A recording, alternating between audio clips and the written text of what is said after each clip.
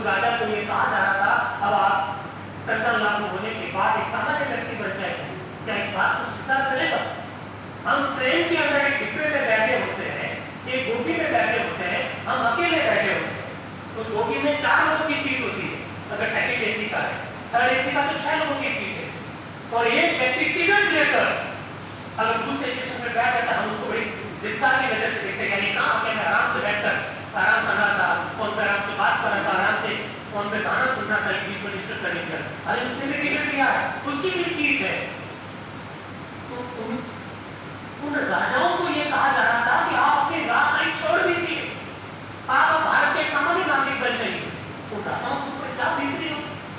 और एक नहीं थे, 2 नहीं थे, 20 नहीं थे, 50 थे, 100 नहीं थे, 400 थे, 500 नहीं थे, 562 63 देशी रियासतों को किन परिस्थितियों में हमने एकीकृत किया था, और फिर उनको हम सारे पावर दे देंगे तो क्या देश एक नया पाएगा क्या? इस बात को आपको सोचना चाहिए। तब हमने 356 के प्रावधान की, तब हमने अनुच्छेद 352 के प्रावधान की, तब हमने संसद को संसूची के विषय के अंतर्गत बहुत सारे विषय थे। कुछ लोग आलोचना करते हैं कैसा आपने ढांचा स्थापित कर दिया, ना तो संघात्मक है ना एकात्मक है, सारी पावर को संसद के हाथ। अरे भाई, परिस्थितियां क्या है, उस समय की परिस्थितियां क्या है, और हम लोग कैसे आप जरा देखिएगा, देश की स्वतंत्रता के 73 साल के बावजूद भी लगातार इस बात की मांग की जा रही है, धर्म के आधार पर राज्यों का गठन कर दिया जाए, जाति के आधार पर राज्यों का गठन कर दिया जाए, भाषा के आधार पर राज्यों का गठन कर दिया जाए। तो 73 साल के बाद में भी इस प्रकार की परिस्थितियां है, तो उस समय हिंदुस्तान कैसा रहा होगा? अभी मेघालय के मुख्यमंत्री जोराम थंगा साहब का स्टेटमेंट अगर आपने पिछले 1 महीने में अगर सुना है, पढ़ा है, 1 महीने पहले क्या कहा था और 2 दिन पहले उन्होंने क्या कह रहे हैं? वो कह रहे हैं लगाओं का एक अलग से स्टेट बना के देना चाहिए, लगालिज्म की स्थापना कर देनी चाहिए। उनको मालूम था हमारे संविधान निर्माताओं कि जोराम थंगा एक मुख्यमंत्री बनेंगे, उनको मालूम था। अरे वो देवदूत क्यों है? किसी व्यक्ति को आप देवदूत क्यों कहते हैं? देवदूत उसलिए नहीं कहते हैं कि वो वर्तमान की समस्याओं का समाधान करने के लिए आपके सामने कोई मॉडल प्रस्तुत कर रहे हैं, इसलिए वो देवदूत नहीं है। वो देवदूत इसलिए है कि वो 73 साल के बाद में इस देश में क्या होगा, जोराम थंगा एक राज्य के मुख्यमंत्री बनेंगे और वहां पर इस प्रकार की मांग करेंगे कि जाति के आधार पर, धर्म के आधार पर, संप्रदाय के आधार पर, जातीयता के आधार पर राज्य की स्थापना कर दी जाए। उनको मालूम था देवदूत को इसलिए है कि वो भविष्य की कल्पना कर सकते थे, देवदूत को इसलिए है कि वो आने वाली समस्याओं की कल्पना कर सकते थे, और न केवल समस्याओं की कल्पना करके चुप हो जाते हैं, बल्कि उन समस्याओं का समाधान कैसे किया जाए इसके बारे में भी कोई विकल्प, एक मॉडल प्रस्तुत करते हैं। इस वजह से देवदूत है, इस बात को समझ सकता है कि परिस्थितियों में संविधान का निर्माण किया गया। ये परिस्थितियां जाने बिना मेरी सारी क्योंकि आप देश की युवा पीढ़ी के लोग हैं, आप आगे आने वाले समय में नीति निर्माता बनने वाले, आप पॉलिसी मेकर्स बनेंगे, आप देश की भविष्य की नीतियों का निर्धारण करेंगे। अगर आप ही भारत के संविधान के प्रति आस्था नहीं रखेंगे, अगर आपको ही भारत के संविधान के संदर्भ में किसी प्रकार का दिल के किसी भी कोने में अगर संदेह रहेगा, तो कल्पना कीजिए कि हिंदुस्तान नहीं रह पाएगा। आदरणीय मोदी जी ने अभी अमेरिका की यात्रा, मुझे बहुत खूबसूरत पल उस समय नजर आया। कुछ लोग उसे किस नजर से देखते हैं मैं आपके ऊपर छोड़ता हूं, क्योंकि मुझे विषय दिया गया समसामयिक विमर्श। मोदी जी से एक पत्रकार ने अमेरिका में प्रश्न पूछा, उन्होंने कहा कि भारत में अभिव्यक्ति की स्वतंत्रता नहीं है। पत्रकार यहीं तक नहीं रुकी, उसने ये कहा कि भारत में लोकतंत्र को धूमिल अवस्था में है। देश के प्रधानमंत्री जी से प्रश्न पूछा है, मोदी जी ने खूबसूरत अंदाज उसका जवाब दिया। देश के प्रधानमंत्री जी ने क्या कहा वो जरा सुनिएगा। उन्होंने कहा कि भारत में लोकतंत्र की जड़ें बहुत गहरी हैं, और जितनी गहरी अमेरिका में है उतने के उतना हमारा भी लोकतंत्र में आस्था रही है। हमारी संस्कृति इस प्रकार से रही है कि वो लोकतंत्र को प्रमोट करती है, प्रोत्साहित करती है। और फिर वो आगे निकलने के लास्ट में अपनी बात को कहते हैं कि भारत की संस्कृति में लोकतंत्र है, सच्चा नमूना, सच्चा दस्तावेज अगर आप देखना चाहते हैं तो भारत का संविधान है, ऐसा देश के प्रधानमंत्री कहते हैं। इसका सीधा सा मतलब है कि भारत का संविधान जो है बिल्कुल देश के हर वर्ग, हर जाति, हर संप्रदाय, हर विचारधारा की जो कल्पना है, जो आशा है, उन सबको समेटता है। इस वजह से देश के लोकतंत्र पर और देश के संविधान पर हमें किसी भी प्रकार का संदेह नहीं होना चाहिए। और संविधान के निर्माण का अगर सभी किसी को सबसे बड़ा क्रेडिट अगर दिया जाता है तो वो डॉक्टर बी आर अम्बेडकर साहब को दिया जाता है। और डॉक्टर बी आर अम्बेडकर को क्या कहते हैं? कितने सुंदर टिप्पणी वो 24 नवंबर 1949 को संविधान सभा के 11वें अधिवेशन के दौरान अपने संविधान सभा में लास्ट उद्बोधन में डॉक्टर बी आर अम्बेडकर साहब बहुत खूबसूरत टिप्पणी करते हैं। वो कहते हैं हमने बहुत खूबसूरत संविधान बनाया और आगे वो बोलते हैं अगर संविधान में किसी भी प्रकार की कमी है और यदि संविधान में किसी भी प्रकार के संशोधन करने की आवश्यकता है तो हमने संविधान संशोधन की प्रक्रिया अनुच्छेद 368 में दे रखी है। आने वाली भावी संसद हमारे संविधान में संशोधन कर लेगी।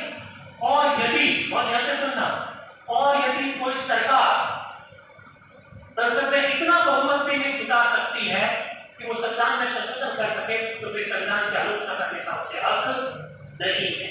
इस बात का हमेशा कहते हैं कितना खूबसूरत संविधान बनाया। उन संविधान की परिस्थितियों को देखकर हमें भारत के संविधान के बारे में टिप्पणी करनी चाहिए।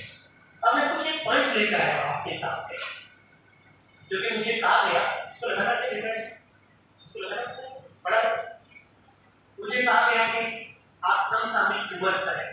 मुझे लगभग 1 घंटे का टाइम दिया गया। मुझे लगता है कि कुछ करंट के ऐसे इश्यूज हैं जो आपके बहुत काम आ सकते हैं। मुझे लगता है मुझे इस विषय पर चर्चा करनी चाहिए। संसद के नए भवन का अभिउद्घाटन, ये एक ऐसा विषय है जिस पर काफी चर्चा सोशल मीडिया पर हुई है, समाचार पत्रों में। उसी चर्चा को मैं आगे बढ़ाता हूँ। आप हमेशा इस बात को ध्यान रखिएगा, भारत में संसदीय शासन व्यवस्था है। We have parliamentary system of the government in India. और जानकर ताजुब इस बात का होगा कि संसदीय शासन व्यवस्था जैसा कोई सब भारत की सरकार में उल्लेखित नहीं है। और इससे भी बड़ा ताजुब ये है कि हमारा सुप्रीम कोर्ट जिस पर जिम्मेदारी है संविधान की व्याख्या करने की, वो सुप्रीम कोर्ट ये कहता है कि parliamentary system of the government is a basic structure of the constitution. जिस शब्द का उल्लेख संविधान में नहीं है, जिस शब्द का उल्लेख संविधान में नहीं है, वो भारत के संविधान की आधारभूत संरचना है, ऐसा सुप्रीम कोर्ट कहता है। तो कारण है बुलाया जाए और देश के राष्ट्रपति की उस समय दिल्ली में ही मौजूद थी, इसके बावजूद भी उनका लिखा गया भाषण वहां पर पढ़ा गया। तो प्रश्न ये है कि क्या ये कॉन्स्टिट्यूशन का उल्लंघन है? दूसरा के संदर्भ में सुप्रीम कोर्ट में एक याचिका भी लगी, तो क्या याचिका लगाना उचित था? तो अब प्रश्न तीसरा ये है कि सुप्रीम कोर्ट ने कोई याचिका खारिज क्यों करी? इन 3 प्रश्नों के जवाब मैं देना चाहता हूँ आज इस मंच की माध्यम से। आप हमेशा ध्यान रखिएगा, भारतीय संविधान का आर्टिकल 79 संसद के 3 अंगों की बात करता है, राष्ट्रपति, लोकसभा और राज्यसभा। संसद मतलब ये 3। और ऐसा क्यों? इसका जवाब साफ है। राष्ट्रपति संसद से बहुत अंतरंगता से जुड़े हुए। राष्ट्रपति संसद से कैसे जुड़े हुए? संसद का मुख्य काम है कानूनों का निर्माण करना और कोई भी कानून बनने से पहले जिस अवस्था में होता है उसे हम लोग बिल कहते हैं। और बिल पर जब तक राष्ट्रपति हस्ताक्षर नहीं करते हैं तब तक वो कानून नहीं बनता। दैट्स व्हाई राष्ट्रपति संसद के अपने एक। नंबर 2, भारतीय संविधान का अनुच्छेद 85 ये कहता है कि राष्ट्रपति संसद के अधिवेशन बुलाए। अनुच्छेद 85 ये भी कहता है कि राष्ट्रपति संसद के अधिवेशन का अवसान करेंगे, सत्ता अवसान, इंग्लिश में कहते हैं प्रोरोगेशन करेंगे। इसे राष्ट्रपति संसद के राष्ट्रपति के बिना कोई संसद का अधिवेशन नहीं बुला सकते। राष्ट्रपति के बिना कोई संसद का सत्र समाप्ति की घोषणा नहीं कर सकते। भारतीय संविधान का अनुच्छेद 86 ये कहता है कि राष्ट्रपति संसद को संबोधित करे। भारतीय संविधान का अनुच्छेद 87 ये कहता है कि राष्ट्रपति संसद को मैसेज भेज सकते हैं, संदेश भेज सकते हैं। और अनुच्छेद 87 ये भी कहता है कि राष्ट्रपति वर्ष के प्रथम सत्र को अनिवार्य रूप से संबोधित करेंगे और लोकसभा चुनाव के बाद के कर्तव्य पत्र को राष्ट्रपति अनिवार्य रूप से संबोधित करेंगे। तो राष्ट्रपति इज वेरी क्लोज, राष्ट्रपति is very associate with the parliament. इससे राष्ट्रपति संसद का होता है। आप जानते हैं राष्ट्रपति राज्यसभा में बात है, उसको भी मनोनीत करते हैं। आप ये भी जानते हैं कि संसद की जो पावर है कानून बनाने और संसद का जब तक नहीं चल रहा हो तो राष्ट्रपति अध्यादेश भी जारी कर सकते हैं, जो कि राष्ट्रपति की कार्यपालिका नहीं व्यवस्थापिका संबंधी शक्ति है। तो राष्ट्रपति जब संसद से कितने जुड़े हुए हैं तो राष्ट्रपति जी को बुलाया जाना चाहिए था, इसमें कोई दो राय नहीं। क्यों नहीं बुलाया गया ये कोई विषय नहीं, उनकी मर्जी, सरकार की मर्जी नहीं है, कोई बड़ी बात। मामला सुप्रीम कोर्ट में गया और सुप्रीम कोर्ट ने सीरियस से खारिज कर दिया। न केवल खारिज किया बल्कि पिटिशनर को ये भी कहा कि हम आपके ऊपर कॉस्ट लगा रहे हैं। कॉस्ट मतलब आपने हमारा समय खराब कर दिया, हम आपके ऊपर जुर्माना लगा रहे। मुझे लगता है कि सुप्रीम कोर्ट ने जो कुछ भी कहा बिल्कुल ठीक कहा। किसी भी कार्यक्रम में किसको बुलाया जाना चाहिए, किसको नहीं बुलाया जाना चाहिए, तो सरकार को तय करना है। कोर्ट इसके बारे में किसी प्रकार का हस्तक्षेप नहीं करता। हाँ, भारत के संविधान का उल्लंघन हुआ होता तो जरूर कोर्ट उस उल्लंघन को रोक सकता था। दूसरी बात, खुद राष्ट्रपति जी ने कभी भी ये नहीं कहा कि मुझे आना चाहिए था और मुझे रोक रही है सरकार, मैं जाऊंगा, मुझे आना होगा, ऐसा कभी राष्ट्रपति जी ने नहीं कहा। इसका सीधा सा मतलब है कि कोर्ट ने जो कुछ भी निर्णय किया उस संदर्भ में बिल्कुल ठीक निर्णय किया। एक करंट इशू जो था उस पर मैंने बात की। एक और विषय है जिस पर हमको बहुत तुरंत बात करनी चाहिए और वो है मणिपुर। मणिपुर पर चर्चा करना इस विषय के साथ न्याय है। मणिपुर में जिस तरह के वीडियो आए उस वीडियो के बाद तो कुछ बचता नहीं। वीडियो में जो कुछ दिखाया है वो जो महिलाएं जो नग्नता का जो वीडियो थे, मुझे लगता है वो खाली खाली खाली महिलाओं की नग्नता नहीं थी, तो पूरा भारत उस दिन नग्न हो गया। मुझे ऐसा लगता है उस दिन भारत के लोकतंत्र की क्या स्थिति है वो भी स्पष्ट हो गई, भारत में संविधान की क्या स्थिति है वो भी मालूम पड़ गया। और दुनिया भर के लोगों ने जिस प्रकार की टीका टिप्पणी मणिपुर के संदर्भ में की वो हम सब लोगों के लिए बेहतर था। परसों सुप्रीम कोर्ट में मणिपुर के मामले में चर्चा और सुप्रीम कोर्ट ने जो टिप्पणी की मुझे लगता है उसके बाद तो कुछ बचता है। सुप्रीम कोर्ट ने कहा मणिपुर में संवैधानिक संकट है, कॉन्स्टिट्यूशनल क्राइसिस है। मणिपुर में 6000 एफआईआर दर्ज हुई है और कुछ लोगों की गिरफ्तारी हुई है। ये बतलाता है कि वहां पर पुलिस जो ऐसे ढंग से काम नहीं कर रही। देश का सबसे बड़ा कोर्ट यही करके रुका। उसने ये भी कहा कि मणिपुर के डीजीपी को व्यक्तिगत रूप से पेश होना होगा शुक्रवार यानी परसों। डीजीपी महोदय आएंगे वहां पर व्यक्तिगत रूप से पेश। एफआईआर दर्ज होने में टाइम लगेगा आपने, फिर जब 6 एफआईआर दर्ज हो गई तो गिरफ्तारियां अभी तक नहीं कर पा रहे। और जिस तरह से लगातार वीडियो आ रहे हैं बड़ा शर्मनाक है, संवैधानिक संकट है। अब ऐसी स्थिति में मित्र लोग कह रहे हैं कि वहां पर राष्ट्रपति शासन लगना चाहिए। कौन लगाएगा? पहला प्रश्न। और राष्ट्रपति शासन क्यों लगाएगा? दूसरा प्रश्न। भारतीय संविधान का अनुच्छेद 356 राष्ट्रपति शासन का उल्लेख करता है राज्यों में। केंद्र शासित प्रदेशों में राष्ट्रपति शासन लगाने के आर्टिकल दूसरे आर्टिकल 239 इस तरह से। क्योंकि मणिपुर एक राज्य है तो हम अनुच्छेद 356 का पहली बात, क्या मणिपुर में अनुच्छेद 356 लगना चाहिए? दूसरी बात, क्या राष्ट्रपति शासन लगा देने से काम खत्म हो जाएगा? तीसरी बात और बहुत महत्वपूर्ण बात जिस पर कोई चर्चा नहीं कर रहा और वो ये है कि क्या मणिपुर में जो कुछ हो रहा है उसके लिए अकेली मणिपुर सरकार दोषी?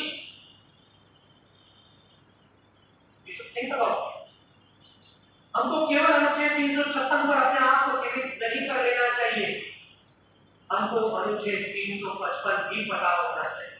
We should be aware about the article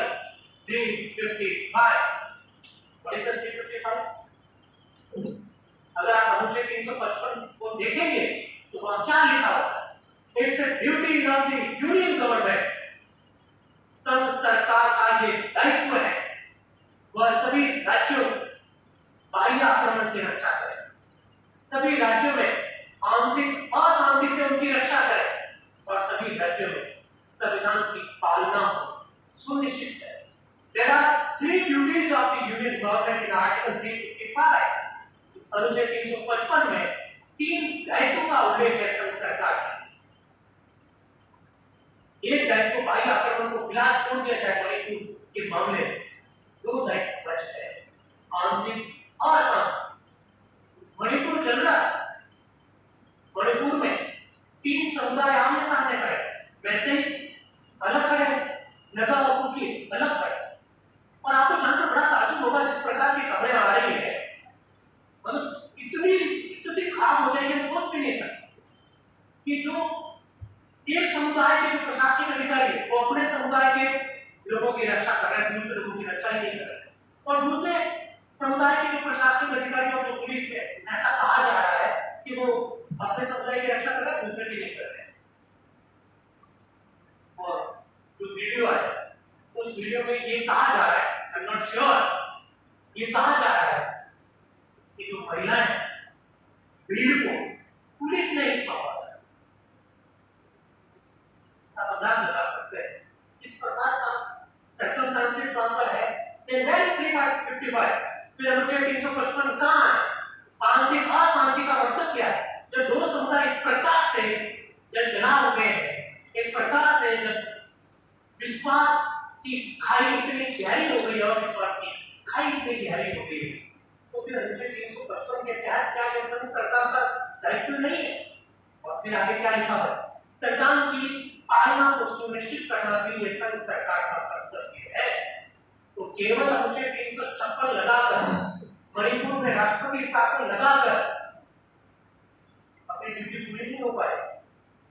अनुच्छेद 355 के तहत आपकी भी ड्यूटी बनती है, जिसकी और बड़ा ताज्जुब है, बड़ा दुख है, ग्लानि है, जिसकी और देश के माननीय देश के सबसे बड़े कोर्ट ने उसके तरफ ध्यान नहीं दिया। वो कह रहे हैं संवैधानिक संकट है। Everybody is talking about Article 356. Why 355? Why not 355? Nobody is talking about the Article 355. We should talk about 355. हम तो मुझे 355 पर बात करनी चाहिए, जहां पर संघ सरकार का दायित्व बनता है कि वो बाह्य आक्रमण से रक्षा करे, आंतरिक अशांति से रक्षा करे और संविधान की पालना को सुनिश्चित करे। क्या होता है राष्ट्रपति शासन? क्यों लगाया जाता है राष्ट्रपति शासन? कौन लगा सकता है राष्ट्रपति शासन और कैसे लगाया जाता है राष्ट्रपति शासन? We have enough provision in Article 356. अनुच्छेद 356 में ये लिखा हुआ है कि यदि किसी राज्य में संवैधानिक तंत्र विफल हो जाए और इसकी सूचना राज्यपाल के द्वारा राष्ट्रपति को प्राप्त हो जाए, तो ऐसी स्थिति में वहां की सरकार को हटा दिया जाएगा और राष्ट्रपति शासन लगा दिया जाएगा। कुछ राज्यपाल है, भाई राज्यपाल वहां रिपोर्ट क्यों नहीं भेज रहे? क्या मणिपुर में सब कुछ ठीक है? और अगर सब कुछ ठीक नहीं है, वहां पर हम नहीं कह रहे सब कुछ ठीक है, यहाँ पर हम नहीं कह रहे सब कुछ ठीक नहीं है, मानेंगे देश का सबसे बड़ा कोर्ट ये कह रहा है कि वहां संवैधानिक संकट है, then what is the duty of the governor? Governor ने रिपोर्ट क्यों नहीं भेजी? राज्यपाल की तो ड्यूटी बनती है। एक और दूसरी बात, यहाँ फिर मैं कहना चाहता हूँ संघ सरकार फिर नहीं बच सकती है। क्यों? क्योंकि राज्यपाल की रिपोर्ट के बिना भी राष्ट्रपति शासन लगाया जा सकता है। यस, आर्टिकल 356 साफ शब्दों में कहता है राज्यपाल की रिपोर्ट अथवा रिपोर्ट के बिना राष्ट्रपति शासन लगाया जा सकता है। बिकॉज गवर्नमेंट ऑफ इंडिया है लॉट ऑफ मैकेनिज्म, भारत सरकार के पास बहुत सारा ऐसा तंत्र है जिसके माध्यम से उन्हें जानकारी मिल सकती है कि राज्य में किस प्रकार की स्थिति है। मैं आपका ध्यान उत्तराखंड की ओर ले जाना चाहता हूं। 2016 आए थे, 2016 की बात है, उत्तराखंड में राष्ट्रपति शासन लगा दिया गया था। डॉक्टर हरीश रावत और the chief minister of Uttarakhand and Pranab Mukherjee was the president of India. Modi ji देश के प्राइम मिनिस्टर थे। On the recommendation of the council of ministers राष्ट्रपति जी ने वहां राष्ट्रपति शासन लगा दिया, उत्तराखंड हाईकोर्ट में चैलेंज किया गया राष्ट्रपति शासन। उत्तराखंड हाईकोर्ट ने 2 प्रश्न पूछे। पहला प्रश्न, केंद्र सरकार ने वहां तर्क दिया कि राष्ट्रपति शासन है भाई साहब, इसे हाईकोर्ट में चैलेंज नहीं किया जा सकता। बता उत्तराखंड हाईकोर्ट ने क्या कहा? राष्ट्रपति है, भगवान नहीं है। क्या था? राष्ट्रपति है, भगवान नहीं है। राष्ट्रपति के हर काम को चैलेंज किया जा सकता है। उत्तराखंड हाईकोर्ट बड़ा अच्छा लगा जब इस प्रकार का हाईकोर्ट से इस प्रकार के जब वाइब्रेशन आते हैं, बड़ा अच्छा लगता है। अच्छा इसलिए लगता है क्योंकि जब संविधान की रक्षा और संविधान की इंटरप्रिटेशन की जब बात आती है तो हाईकोर्ट और सुप्रीम कोर्ट को करेंगे और कौन करेगा? मौलिक अधिकार। दूसरी बात, जब हाईकोर्ट ने प्रश्न पूछा, वो प्रश्न पूछा कि राज्यपाल की रिपोर्ट आई थी क्या कि उत्तराखंड में संविधान के अनुसार शासन नहीं किया जा रहा, इस प्रकार की रिपोर्ट आई थी क्या राज्यपाल? तो कहा कि नहीं आई थी, तो वीटो लगाया। गलत था, हाईकोर्ट ने गलत था। Without the report of the governor राष्ट्रपति शासन लगाया जा सकता है। इसे उन्होंने केंद्र सरकार ने जो राष्ट्रपति शासन राज्यपाल की रिपोर्ट के बिना लगाया, उसमें कोई प्रॉब्लम नहीं, कोई प्रॉब्लम नहीं। लेकिन राष्ट्रपति जो शासन लगाया गया उसे कोर्ट में चैलेंज किया जा सकता है। बिल्कुल क्या है? तो वापस आपको मणिपुर की ओर लेके जाए। अनुच्छेद 356 में लिखा हुआ है राज्यपाल की रिपोर्ट। तो राज्यपाल की रिपोर्ट नहीं दी तो पहला प्रश्न तो राज्यपाल से। सुप्रीम कोर्ट इसे सुप्रीम कोर्ट कह रहा है, इसका बड़ा कोर्ट कह रहा है कि मणिपुर में संवैधानिक संकट है, तो राज्यपाल को दिखाई क्यों नहीं दिया? राज्यपाल को क्यों दिखाई नहीं? तो राज्यपाल को दिखाई नहीं दिया तो कोई बात नहीं, आपको क्यों नहीं दिखाई दिया? आपको क्यों दिखाई दिया? राज्यपाल की रिपोर्ट के बिना तो लगाया जा सकता है। राज्यपाल की रिपोर्ट नहीं है, राज्यपाल की रिपोर्ट के बिना क्या है कि वहां संवैधानिक संकट है, और संवैधानिक संकट का मतलब होता है राष्ट्रपति शासन। अब प्रश्न ये है, मुख्यमंत्री को चेंज कर दो, राष्ट्रपति शासन लगा दो, क्या समाधान हो जाएगा? क्या किसी भी सरकार को हटा देने मात्र से समाधान नहीं होता है। अनुच्छेद 356 लगा देने मात्र से नहीं होता है। राष्ट्रपति शासन यदि राष्ट्रपति का शासन, हमारे राष्ट्रपति जी ने एक शब्द नहीं बोला supreme court, apex court of India, क्या कॉन्स्टिट्यूशनल क्राइसिस है? देश के प्रथम नागरिक को अभी नजर ही नहीं आया कि क्राइसिस है, कैसे लगेगा राष्ट्रपति शासन? And you should be aware about the provision of the article 60। What is the provision? क्या कहता है आर्टिकल 60? राष्ट्रपति की शपथ। एंड व्हाट इज द शपथ? 3 शब्द लिखे हुए हैं, कॉन्स्टिट्यूशन का प्रिजर्वेशन करूंगा, कॉन्स्टिट्यूशन का प्रोटेक्शन करूंगा, कॉन्स्टिट्यूशन को डिफेंड करूंगा। वो क्या है? हो गया प्रिजर्वेशन, हो गया प्रोटेक्शन, एक सब सिंगल वर्ड।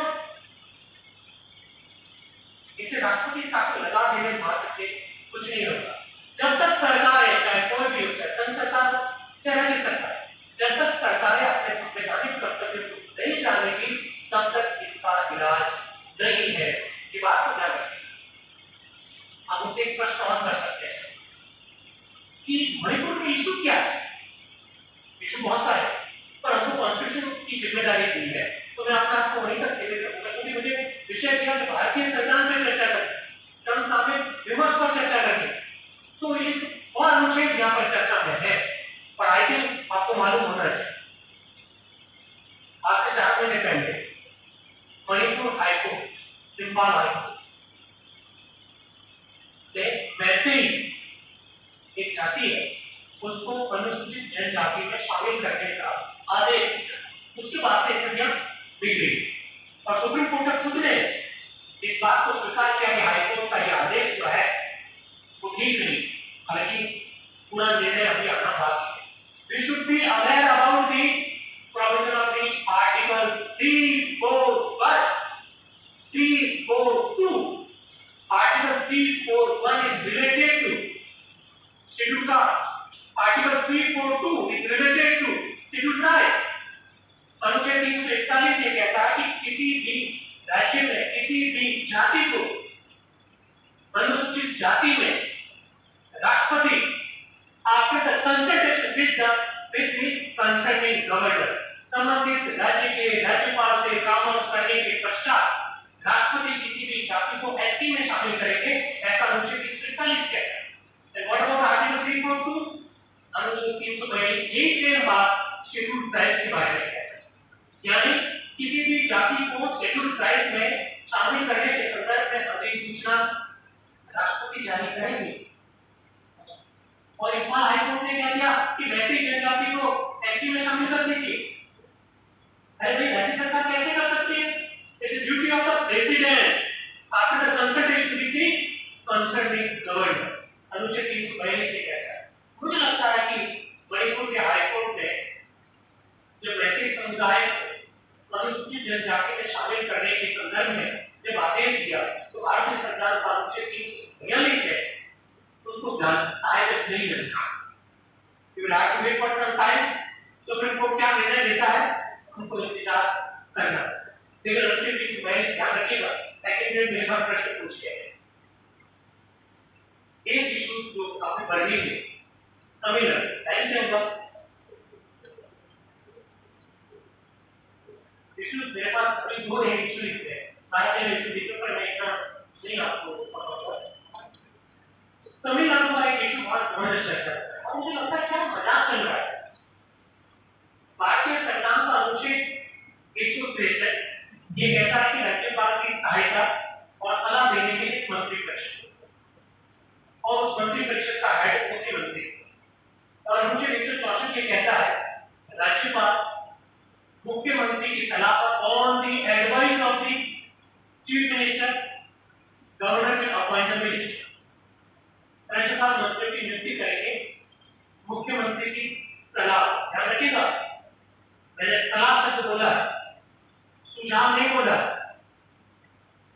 रिकमेंडेशन नहीं बोला, ओपिनियन नहीं बोला, मैंने बोला advice on the advice of the chief minister. राज्यपाल ने अनुच्छेद 164 में ये भी लिखा हुआ है कि सभी मंत्री राज्यपाल के प्रशासक पद पर है, प्लेसर ऑफ द गवर्नर।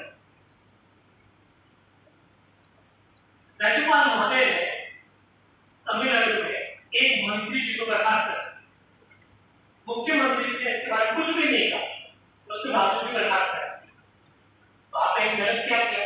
अनुच्छेद 164 में लिखा हुआ है ना कि राज्यपाल के प्रशासक मंत्री पद पर रहेंगे, तो प्रशासक नहीं देना है उनको, प्रशासक लेना है उनसे, बर्खास्त कर दिया। क्या दिक्कत है? We should be aware about the provision of the parliamentary system of the government.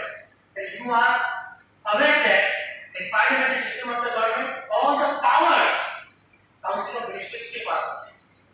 parliamentary system of the government में सारी शक्तियां उन लोगों के पास होती है जो जनता के द्वारा निर्वाचित होते हैं। You know very well that Rajyapal is appointed by the government of India.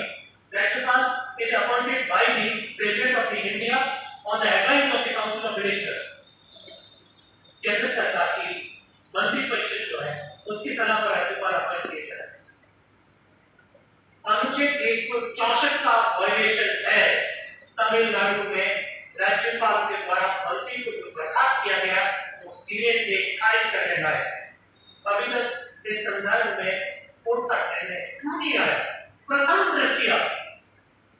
दृष्टिया हमारे संविधान के बारे में जो सरसरी जो जानकारी रखता है और जिनकी parliamentary system of the government में आस्था है, जो parliamentary system of the government के उसूलों से वाकिफ है, वो भी जानता है कि राज्यपाल को ये नहीं करना चाहिए।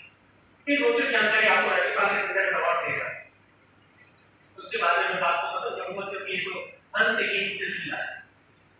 भारतीय संविधान का अनुच्छेद 200 ये कहता है कि विधानमंडल द्वारा पारित कोई भी विधेयक राज्यपाल की स्वीकृति के बाद में कानून बनेगा। अनुच्छेद 200 ऐसा कहता है। अनुच्छेद 200 राज्यपाल को ये पावर देता है, राज्यपाल बिल पर साइन कर सकते हैं। अनुच्छेद 200 ये भी पावर देता है, राज्यपाल किसी बिल को राष्ट्रपति के पास भेज सकते हैं।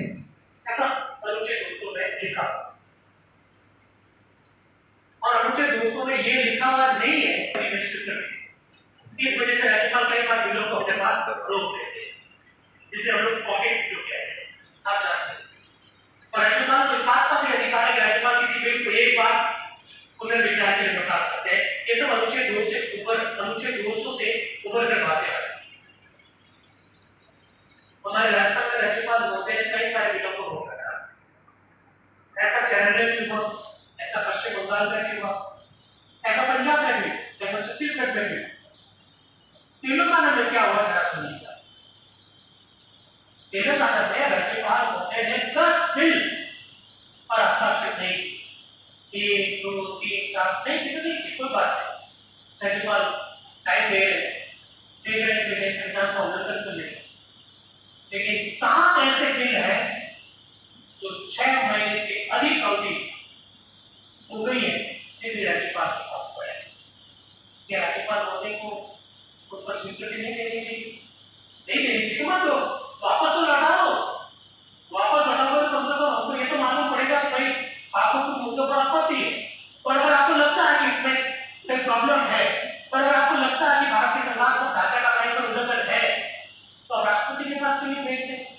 राष्ट्रपति के पास भेजेंगे, वापस भेजेंगे, अपने पास पड़े कि फिर पार्लियामेंट सिस्टम तेलंगाना सरकार इसके खिलाफ सुप्रीम कोर्ट में राज्यपाल को कहिए कि कुछ तो करिए, या राष्ट्रपति के पास भेजिए या वापस लौटाइए, साइन करिए, मना कीजिए, जो भी करना करिए। 6-7 महीने से अगर आप 7 बिलों को अगर आप साइन नहीं करेंगे तो फिर ये सरकार क्यों? स्टेट गवर्नमेंट बनाए क्यों आप? Why federalism? हमारे देश में फेडरल स्ट्रक्चर बनाए क्यों?